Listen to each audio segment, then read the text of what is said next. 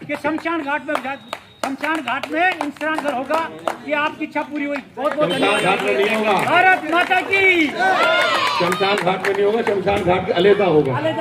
जहाँ नहान का प्रक्रिया भी हो जाए, उसके साथ साथ नहान की प्रक्रिया के साथ साथ अस्थि रखने की बड़ी समस्या आती है। तो अस्थि रखने के लिए भी हम अस्थि घर बनाएंगे, जिसमें हमको जो हमारी पुण्य आत्मा है उनको हम सम्मान दे सकें। को देखने के लिए सब्सक्राइब करें हमारा चैनल। सबसे पहले तो मैं इस विधानसभा क्षेत्र में आपका प्रतिनिधि होने के नाते आदरणीय ज्ञानदेव जी का, आदरणीय शुक्रण जी चौधरी साहब का और मंच पर विराजमान हमारे सभी नेताओं का आप सबकी ओर से हृदय के अंतर्मन से हार्दिक बधाई, हार्दिक स्वागत करता हूं, हार्दिक अभिनंदन करता हूं। और जिस आशा और विश्वास के साथ प्रदेश नेतृत्व ने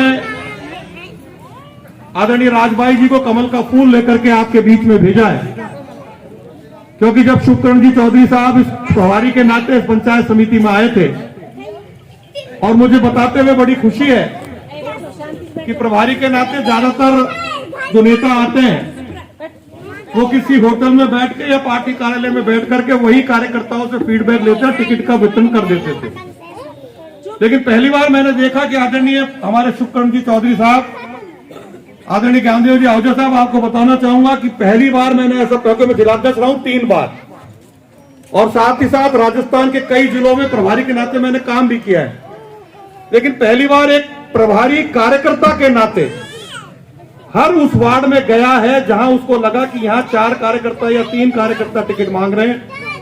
उनमें से कौन श्रेष्ठ कार्यकर्ता होता है, उसके चयन के लिए आप स्वयं आम जन के बीच में जाकर के और सर्वे के आधार पर, कार्यकर्ताओं की राय के आधार पर जिस प्रकार से आपने टीम का चयन किया, प्रत्याशियों का चयन किया है, उसमें कोई राय नहीं कि अब की बार उमरेड में पूर्ण बहुमत का भारतीय जनता पार्टी का प्रधान बनने जा रहा है।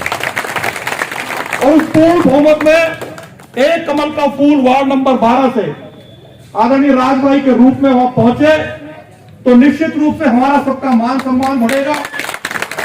और जहां एक और आपके सरपंच लक्ष्मण जी को ताकत मिलेगी, वहीं दूसरी ओर आपका प्रतिनिधि होने के नाते मुझे भी ताकत मिलेगी। इस नाते से मैं आपसे अपील करने आया हूं, क्योंकि जिस प्रकार से राजस्थान में कांग्रेस की सरकार चल रही है और आप भली भांति जानते हैं कि जब जब राजस्थान में शासन कांग्रेस का आता है, माननीय मुख्यमंत्री अशोक गहलोत जी मुख्यमंत्री बनते हैं, तो बिजली की कटौती शुरू हो जाती है।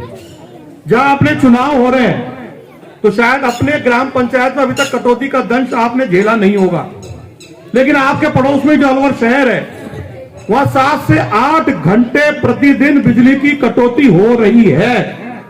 और मैं दावे से कह सकता हूं कि 26 तारीख तक तो शायद आपको ये बुलावा दें, क्योंकि कांग्रेस की आदत है षड्यंत्र रचने की। 26 तारीख तक तो आपको बिजली देंगे, लेकिन जब पूरे राजस्थान में इन्होंने कटौती कर रखी तो हमारा क्षेत्र कैसे अछूता रह जाएगा। बिजली की कटौती की सामना आपको करना पड़ेगा। आप सब लोग किसान वर्ग से आते हैं। जिस प्रकार से अपराध हमारे शहर में, हमारे जिले में बढ़े हैं और पुलिस हाथ पे हाथ धरे के बैठी हुई है, और जब आदरणीय वसुंधरा राजे जी का राज था, अपराध उस वक्त भी होते थे, मैं नहीं कहता अपराध नहीं होते थे, लेकिन अपराधियों के खिलाफ सख्त से सख्त कार्रवाई हो।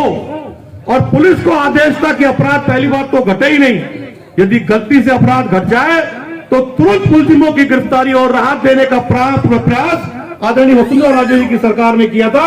लेकिन अशोक गहलोत की सरकार ने सब कामकाजों को रख के अलग रख दिया।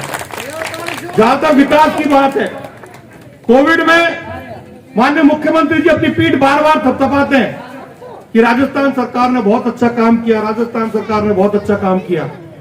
और आदरणीय प्रधानमंत्री जी ने केवल एक काम उनके ऊपर छोड़ा था कि भाई राजस्थान सरकार, कोविड की वैक्सीन आई है, वो आप अपने क्षेत्र की जनता को, राजस्थान की जनता को लगवाए। और 5 दिन बाद ही राजस्थान सरकार के हाथ पांव फूल गए। माननीय मुख्यमंत्री जी ने हाथ खड़े कर दिए। मैं धन्यवाद देना चाहूंगा देश के यशस्वी प्रधानमंत्री आदरणीय नरेंद्र भाई मोदी को, जिन्होंने हम सबके लिए निःशुल्क वैक्सीन की उपलब्ध कराई और कोरोना से लड़ने में हमको बहुत बड़ी ताकत दी। मैं धन्यवाद देना चाहूंगा हमारे देश के यशस्वी प्रधानमंत्री आदरणीय नरेंद्र भाई मोदी को, जिन्होंने हर उस जरूरतमंद को कोविड के दौरान संभाला और जो भोजन की आवश्यकता थी जो खाद्य सामग्री हमको राशन के मार्फत मिलता था, वो नवंबर माह तक, जो आने वाला नवंबर माह तक है, लगभग 2 साल तक निःशुल्क गेहूं, चने की दाल और चावल उपलब्ध कराने का काम किया तो हमारे देश के प्रधानमंत्री नरेंद्र भाई मोदी ने किया। अब मैं आपको एक बात बताना चाहूंगा कि मेरे कार्यकाल के अभी 3 साल पूरे होने जा रहे हैं और इस क्षेत्र की बहुत बड़ी मांग थी सड़क की। उस सड़क के बारे में राजस्थान में पीडब्ल्यूडी के माध्यम से वो सड़क बनाने जा रहे हैं, जिसके टेंडर लग चुके हैं और मेरा ये मानना है कि जैसे ही आचार संहिता हटेगी वो सड़क आपकी बनेगी। उसके लिए दिवाकरी की जो मुख्य सड़क है उसको हिंगोनिया का बास, बुद्धि का बास होते हुए बत्तल की चौकी तक मिसिंग लिंक सड़क के लिए 25 लाख रुपए स्वीकृत हो चुके हैं, टेंडर लग चुका है। आचार संहिता के कारण वो काम रुका हुआ है। जैसे ही आचार संहिता लगेगी आपके बीच में फिर आकर के उस कार्यक्रम का शुभारंभ करके जाऊंगा। उसके साथ साथ 2 बोरिंग समरसेबल 3 फेज की बोरिंग, एक तो अपने स्कूल के पास, क्योंकि जब मैं विधायक बना था पानी की बहुत बड़ी समस्या इस क्षेत्र के अंदर थी। एक तो स्कूल के पास 3 फेज की पानी बोरिंग दी और गंगा जी वहां स्वयं अवतरित हुई, पानी वहां बहुत अच्छा निकला। उसके साथ साथ जो शमशान घाट के पास 3 फेज की बोरिंग दी थी उसमें भी पानी बहुत अच्छा निकला है। काम की कोई कमी नहीं आने दूंगा, चाहे विधायक निधि का पैसा हो, चाहे सांसद बालकनाथ जी का पैसा हो, चाहे राज्यसभा से किसी सांसद महोदय का कोटा लाना हो, काम की कोई कमी नहीं आने दूंगा। लेकिन चाहिए तो मुझे आपकी ताकत, आपका आशीर्वाद, आपका प्यार, और वो ताकत आपको अपनी वोट की ताकत के रूप में जो 26 तारीख को मतदान वाले दिन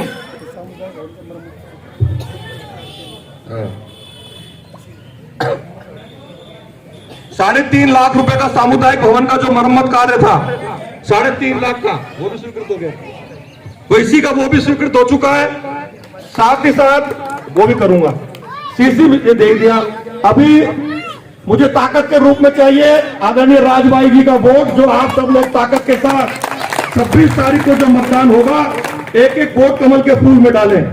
अभी सरपंच साहब ने कहा कि हमें यहाँ पे महिला, अच्छा, हमारे गांव में एक समस्या होती है नहान की, जब होता है तो यहाँ स्नान घर नहीं होता।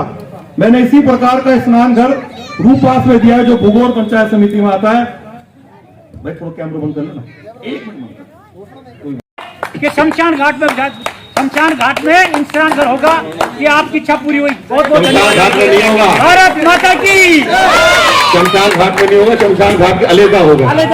जहाँ नहान का प्रक्रिया भी हो जाए, उसके साथ साथ नहान की प्रक्रिया के साथ साथ अस्थि रखने की बड़ी समस्या आती है, तो अस्थि रखने के लिए भी हम अस्थि घर बनाएंगे, जिसमें हमको जो हमारी पुण्य आत्माएं हैं उनको हम सम्मान दे सके, इस आशा और विश्वास के साथ कि जब 26 तारीख को मतदान हो, हम क्या करते हैं, अपना वोट तो डाल जाते हैं लेकिन पड़ोसी का ध्यान नहीं रखते। 5 बजे तक मतदान होगा, 5:30 बजे तक सुबह मतदान शुरू होने से लेके मतदान समाप्ति तक आप सबसे पहले अपना वोट डालें, उसके बाद पड़ोसी का वोट डलवाएं और उसके बाद वो वोटर जो वोट डालने नहीं जा रहा, हमारी माताएं बहनों से भी आग्रह करूंगा कि खाना नाश्ता सब बाद में बनाना। घर के सभी लोगों को कहना, बेटे को, भाई को, आप हमारे चाचा को, चाची को, सब पहले वोट डाल के आना। पहले नाश्ता बाद में मिलेगा, पहले खाना खाएंगे और पहले वोट डालेंगे। और मुझे पूरा विश्वास है शुभकरण जी चौधरी साहब, जो आप संकल्प लेकर आए कि उमरैन पंचायत समिति में भारतीय जनता पार्टी का प्रधान बने, इस वार्ड से कमल का फूल के रूप में राजभाई जीत करके उस प्रधान को बनाने में अपना महत्वपूर्ण योगदान अदा करेंगी। और मैं ज्ञानदेव आहूजा जी को भी विश्वास दिलाता हूं कि जिस आशा और विश्वास के साथ आप हमें यह आशीर्वाद देने बता रहे हैं, इस क्षेत्र की जनता, इस क्षेत्र का भारतीय जनता पार्टी कार्यकर्ता आपके विश्वास में खरा उतरेगा। बहुत बहुत धन्यवाद। जय भारत।